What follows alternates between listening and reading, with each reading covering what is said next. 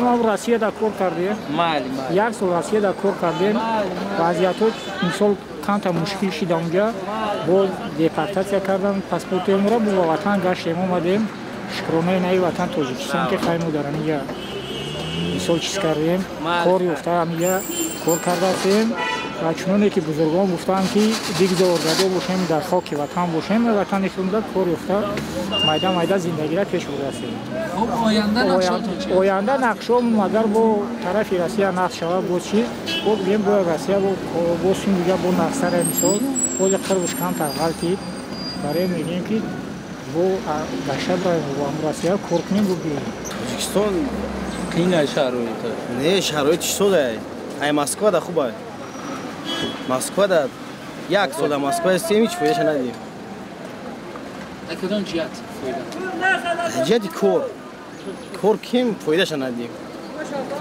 کی ده گفتن کریزیس چیزای دروغ میبرن فریب میکنن بچه‌ها هم تاجیک فریب میکنن در مسکو دست خالی میگردیم میوی شما با خودش خاطر اومده یا نه ما را فرود کردن ما رفتن که کارای بیمریم کار هر ماه $500 میگیریم رفتیم کار کم در مسکو یک سال گمیریم سوم تاجیکستان ادیسی ما میگیریم که خونه ما سوم بگوییم سوم ماشین میگه ماشین اومدیم اینجا نیست اومدیم عرض هم کردیم در عرض کردی چی فایده داره؟ هیچ شما در روسیه چی کار میکردید با وضعیت چی گونه بود؟ Стройка. چقدر وقت؟ یک سال. چه گشتیم دیپورتاسیا کردیم. وضعیت چی وضعیت چی خیلی بگم. مبلغش نه جای هیچی آخه نمیگم یه روزی درست کار میشه و نمیشه.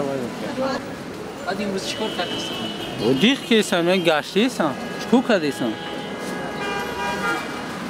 زندگی چی میشه؟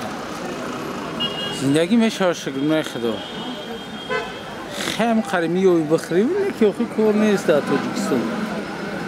در تاجیکستان کار نیست. نقشه آینده با هم سونه. 3 سال سترویکا زانیماتسیا میکنیم. بعد 3 سال به داخلی بودم. کاپیتان کنسولا دیپورتاسیا کردن.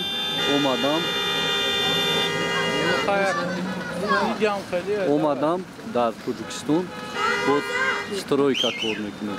در اینجا چی کار کردید؟ اینه سترویکا شاوه یگون زاود میریم کار میکنیم. نه شاوه هیچی می به کار میگردیم. من در اونجا کار چقدر بود اونجا بهترین بود. تاجیکستان ما که کاری آوادورا. نه. اگر همی روسیه نشود خوریم اگر هم مردمی استرایت اگر ای روسیه مونن خورن